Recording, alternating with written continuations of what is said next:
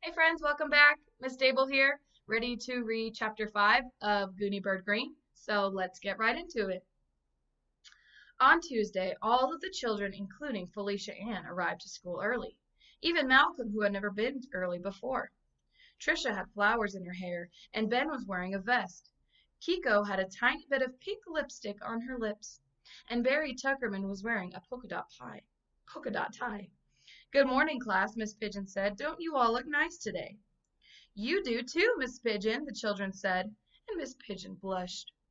Well, she said, I thought I'd wear my new shoes today. Usually Miss Pigeon wore soft, comfortable shoes, but today she was wearing very shiny, high-heeled shoes with gold buckles. The principal, Mr. Leroy, made an announcement on the intercom. He announced a bake sale and a birthday and a meeting of the crossing guards. The fifth grade boys read a poem about Christopher Columbus over the intercom. Everyone in the school said the Pledge of Allegiance together, and then it was time for school to begin. But Gooney Bird wasn't there. Well, Miss Pigeon said, let's take out our social studies books and turn to the chapter called Cities. But Gooney Bird isn't here, Nicholas called. No, Miss Pigeon, she isn't. She seems to be absent today. Maybe she has the chicken pox. The class was silent, and the room seemed sad. The lights even dimmed. The gerbils, who were usually scurrying around noisily in their cage, seemed very subdued. And George Washington, with his portrait on the wall, looked as if he might cry any minute. Slowly, the children took their social studies books out from their desks and turned to the chapter called Cities. Kiko began to cry very quietly. I don't want to do social studies, she said. I feel too sad. Malcolm crawled under his desk and curled up in a ball. Suddenly, the door burst open. It's Gooney Bird Greene, everyone called. The lights seemed to brighten and the gerbils began to run in a circle. George Washington seemed to smile. Gooney Bird was out of breath. I'm sorry, she said. I'm sorry I'm late. I am never ever late for anything. I always set 3 alarm clocks, and I lay out my clothes the night before. I even put toothpaste on my toothbrush before I go to bed, so I can brush my teeth quickly in the morning. But today, wait, she said, I have to catch my breath. She stood in front of the class and took a few deep breaths. Let's take a deep breath together.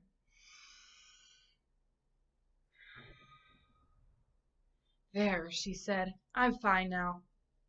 She smoothed her red hair, which was flying all about, and tucked it behind her ears.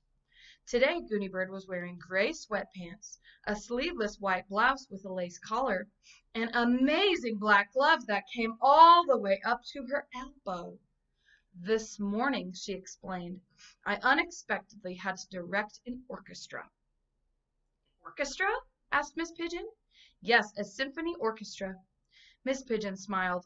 I've heard all sorts of excuses for tardiness, but I've never heard that one before. I believe I'm unique, Gooney Bird said. Yes, you are indeed. Did you wear those gloves while you were directing the orchestra? Yes, said Gooney Bird. As a matter of fact, I did, and I found them very helpful. All of the second graders had their hands up in the air and were pretending to lead an orchestra. Even Malcolm in his back seat was using 2 pencils as orchestra batons. Gooney Bird headed toward her desk, and she looked around at the other children's open books. I see that we are in the middle of social studies, she said. Miss Pigeon slipped one foot out of a high-heeled shoe and rubbed it with her hand. Then she put her shoe back on. Actually, she said, I think the class would appreciate if we held story time a little early today. Yay! Called all the children, and they closed up their social studies books. A Gooney Bird story? Gooney asked. Yes, Miss Pigeon said. Yes! Called the children. Gooney Bird smoothed her long gloves. She went back up to the front of the room. Which one would you like today? She asked. How about how Catman was consumed by a cow? I certainly like to hear about Catman and the cow sometime, Miss Pigeon said. Maybe tomorrow. But this morning, I'd like to hear the one why Gooney Bird was late for school because she had to direct a symphony orchestra. Oh, Gooney Bird said. All right, I can tell that. And it will be absolutely true? Asked Miss Pigeon. Of course, Gooney Bird said. Have you forgotten? All of my stories are absolutely true. She curtsied, and then she began. why Gooney was late for school because she was directing a symphony orchestra. Once upon a time, in fact, it was just this morning, Greene got up, got dressed in the clothes she laid out the night before. She ate her breakfast, brushed her teeth with her pre-pasted toothbrush, gathered up her homework, put on her elbow-length gloves, and started off to Water Tower Elementary. Gooney interrupted herself. She explained to the teacher and the class. Some stories start in the most ordinary ways, but then they become more exciting when something unexpected happens. Don't you find that to be true? The children nodded, thinking about their favorite stories, like Where the Wild Things Are, or Little Red Riding Hood, when the wolf appears and you don't expect it at all. Oh, I'm so scared of the wolf, Kiko whispered. Every time the wolf appears, Shh, the other children said. Gooney continued. Gooney walked down Park Street and turned the corner to the Walnut Street. When she was halfway down Walnut Street, halfway to school, suddenly she paused. I've explained this before, she said, but the word suddenly makes things exciting. Sometimes, class, if you're writing a story and you get stuck, just say the word suddenly, and you won't have any trouble continuing at all. What a good idea, Miss Pigeon said. We could start a list called Writing Tips. What happened suddenly on Walnut Street, Gooney Bird continued. Suddenly, she saw an enormous red and white bus coming very slowly. The window had a head in it, and the bus was quite full of people. Gooney was amazed. Even though she lived in Water Tower only a short time, about a week, she knew the town of Water Tower did not have enormous red and white buses. Water Tower had 2 medium-sized yellow school buses. Gooney knew this. And she also knew that one of Water Tower's churches had a small white bus. Really, it was a long van that had just rainbow painted on it and said, Jesus is Lord on each side. But an enormous red and white bus was completely new to Water Tower. As Gooney watched, it moved very, very slowly down Walnut Street. She could see that the driver, though he was steering very carefully, was also trying to look at a map in his hands. The bus driver saw Gooney and he beeped his horn with a very small beep. Beep, beep. He pulled the bus to a stop with a sound of the brakes. He pushed the handle that opened the folding door. Excuse me, the bus driver said.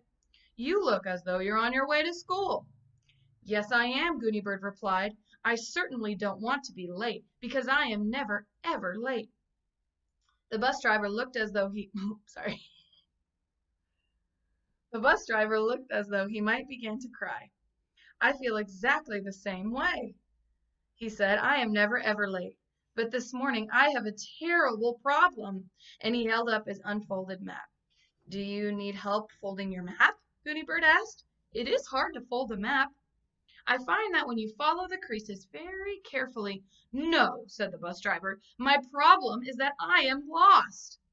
Oh dear, Gooney said. And, the bus driver continued, we are going to be late for our concert. A concert? Yes, I have an entire symphony orchestra on this bus. Gooney paused. Questions about orchestras? She asked. Class? Barry Tuckerman was waving his hand wildly. We all know the parts of an orchestra. We listened to A Young Person's Guide to the Orchestra. Winds, Ben called. Strings. Trisha pretended to play an imaginary violin.